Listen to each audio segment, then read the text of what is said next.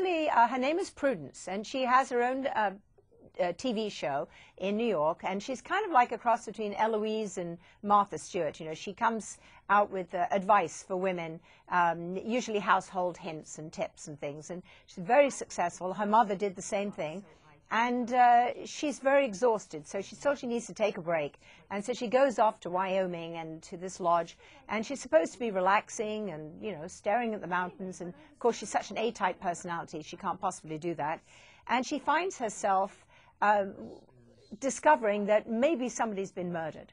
And so she picks up the evidence, takes it to the detective, who's not the least bit interested, and tells her to, you know, that she's wrong and go away and leave us alone. And she ends up pretty much solving the murder. That's cool. So it's very comedic. It's, you know, it's a mystery, but it's comedic, and it's got a little romance in it, and but it's quirky and different and funny. Well, now being a mother and being that sort of, you know, cleanliness type, was this an easy role to get into? Well, yeah, I mean, I am a mom. That bit I pretty much got down, I think. I think that's always a work in progress.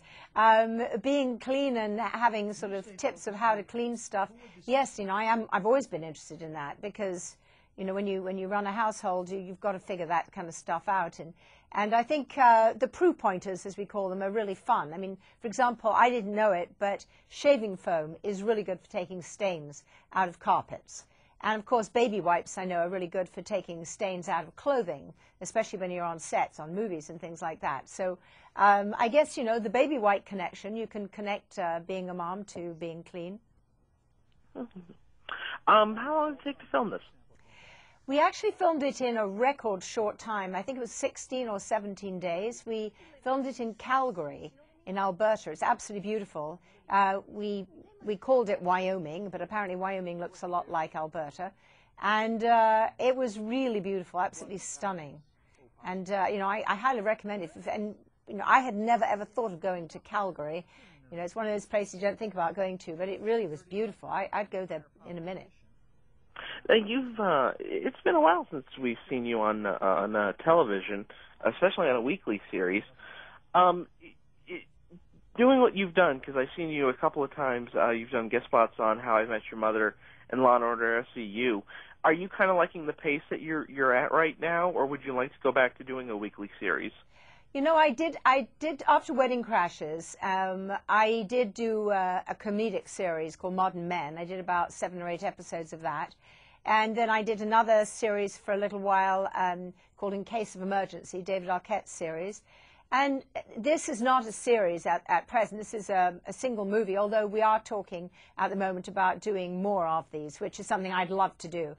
But I don't know if I really want to do a full-time series like I did Dr. Quinn. I think I do so many other things in my life that what I really enjoy doing is kind of doing lots of different characters. And you know, if I was to continue on, I think Prudence is the perfect one to do more than one of, or to do several of. But I've also done about 3 independent movies that are going to be coming out later on this year. And I work a great deal. I work a lot. Plus, of course, I design and I paint and I do art shows. I write books. I design jewelry. I'm very busy. Tell me about one of those films that's coming out. Well, I did 3 independents. One's called Wake. The other one's called The Assistants. And the other one's called Driving Lessons. They're all independent movies, but I thought very well written with pretty good casts in them. So, you know, unless you go to film festivals, you probably won't see them unless, you know, one of them breaks out in a big way. I see. What do you think is the legacy of Dr. Quinn Medicine Woman in the history of television? Well, I think that Dr. Quinn Medicine Woman was this anomaly, really, because not even the network believed in it when they put it on. They tried to kill it by putting it on opposite the Orange Bowl and then giving it the worst slot on television, which was Saturday night, which, by the way, is when Prudence is on. So I actually brought back, or I mean Dr. Quinn brought back Saturday night viewing, and for 7 years, you know, it was really successful. I mean, a lot of people stayed home on Saturday nights specifically to watch Dr. Quinn. And, you know, I think people will always remember it for that. I think the fact that it was family programming, it was something that was intelligent enough that it would be appealing to all age groups. Prudence has that too. It's something that kids can watch and something that adults of all ages would enjoy. And I think it dealt with the human condition, you know. I think this was something that was really important. Plus, in retrospect, the way that American history was handled, I think was fantastic. So a lot of schools were actually asking their children to watch television for a change when Dr. Quinn was on. You know, it's funny, with NBC during the Olympics, people have been talking about how huge the ratings have been, and NBC had its biggest Saturday viewing in like over 25 years. And I was thinking, I think Dr. Quinn Medicine Woman was the last big hit of Saturday night on network television. Absolutely. Saturday night just died after that, I think. I don't know. You know what? I think the idea in the programming was to do more male-oriented type stuff, and I think sometimes people forget there's a huge audience out there for things like Dr. Quinn or Prudence. There's a lot of people out there that, you know, life is tough, and when they come home, they want something that's meaningful and upbeat, and in case of Prudence, comedic as well. Sometimes Dr. Quinn was comedic too, but something that you can watch that takes you away from your world and takes you to another place. And there's a lot of hard, gritty, tough things going on in the world, and I think sometimes you just want to be entertained. Is it harder or easier these days finding family-friendly scripts? Oh, there's not much that's made that's family-friendly. I mean, I think Hallmark is, you know, that channel is fantastic for that, because you know when you turn that channel on that you're going to get the kind of material you want to see, and you never have to worry about what the kids are going to see either. And, you know, they have great movies. I think it is hard, you know, because of reality television, so few movies are made anymore. I mean, I used to make, gosh, at least 3 a year. And no, they make very few TV movies now. Let's see.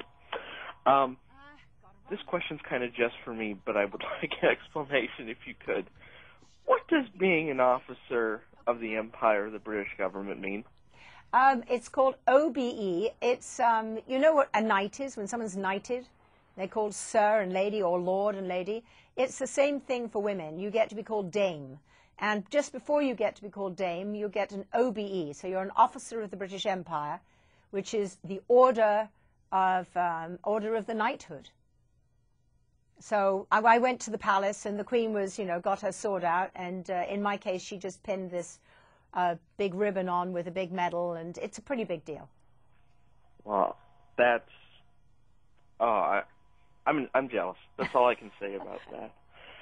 Jane, it's been great talking to you. I do have one more question, because I promised some of the male photographers at the station I would ask you this.